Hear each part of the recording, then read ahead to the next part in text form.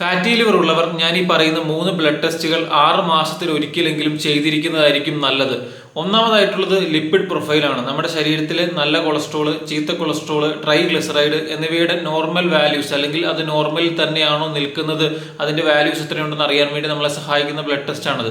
അത് ചെയ്യുകയാണെങ്കിൽ നമുക്ക് ചീത്ത കൊളസ്ട്രോളൊക്കെ അമിതമായിട്ടുണ്ടെങ്കിൽ അത് കരളിലേക്ക് പോയി വീണ്ടും കൊഴുപ്പ് അടിഞ്ഞു കൂട്ടി നമുക്കുണ്ടായിരിക്കുന്ന ഫാറ്റി ലിവറിന്റെ തീവ്രത കൂട്ടാനായിട്ടുള്ള സാധ്യതയുണ്ട്. അതുകൊണ്ട് തന്നെ 6 മാസത്തിൽ ഒരിക്കലെങ്കിലും അത് മോണിറ്റർ ചെയ്തിരിക്കുന്നത് വളരെ നല്ലതായിരിക്കും. രണ്ടാമതായിട്ടുള്ളത് ലിവർ ഫംഗ്ഷൻ ടെസ്റ്റ് ആണ്. പേര് പോലെ തന്നെ ലിവർ എങ്ങനെ ഫംഗ്ഷൻ ചെയ്യുന്നു എന്നറിയാനുള്ള ടെസ്റ്റ് ആണ് ഈ ലിവർ ഫംഗ്ഷൻ ടെസ്റ്റ്. അത് ചെയ്യുന്നതിലൂടെ നമുക്കുണ്ടായിരിക്കുന്ന ഫാറ്റി ലിവർ കാരണം നമ്മുടെ ലിവറിന്റെ പ്രവർത്തനത്തെ അത് ബാധിക്കുന്നുണ്ടോ എന്നറിയാൻ വേണ്ടിയാണ്. പലർക്കും സിമ്പിൾ ഫാറ്റി ലിവർ ഒക്കെ ഉണ്ട്.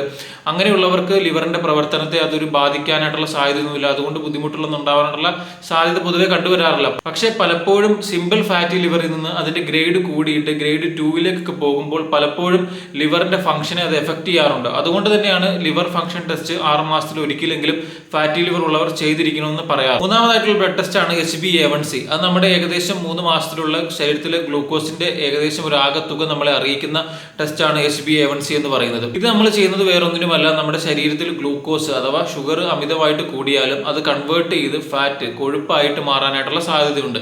അതുകൊണ്ട് തന്നെ നമ്മൾ HbA1c 6 മാസത്തിൽ കൂടുമ്പോൾ, പ്രത്യേകിച്ച് ഷുഗർ ഉള്ളവരാണെങ്കിൽ ഒരു 3 മാസത്തിൽ കൂടുമ്പോഴെങ്കിലും ചെയ്തിരിക്കുന്നതായിരിക്കും നല്ലത്. അതുകൊണ്ട് തന്നെ ഞാൻ ഈ പറയുന്ന 3 ബ്ലഡ് ടെസ്റ്റുകളും നിങ്ങൾ 6 മാസത്തിൽ ഒരിക്കലെങ്കിലും നിങ്ങൾക്ക് ഫാറ്റി ലിവർ ഉണ്ടെങ്കിൽ ചെയ്യാനായിട്ട് ശ്രമിക്കുക. ഇത് ലാഭക്കാർക്ക് പൈസ ഉണ്ടാക്കാനോ ഡോക്ടർമാർക്ക് അതുകൊണ്ട് നേട്ടം ഉണ്ടാക്കാനോ അല്ല, ഇത് നിങ്ങളുടെ ആരോഗ്യത്തിന് വേണ്ടി തന്നെയാണ് ഈ പറയുന്നത്. കാരണം നമുക്കറിയാം ഗ്രേഡ് 1, ഗ്രേഡ് 2, ഗ്രേഡ് 3 എന്ന ലെവലിലാണ് നമുക്ക് ഫാറ്റി ലിവർ ഉള്ളത്.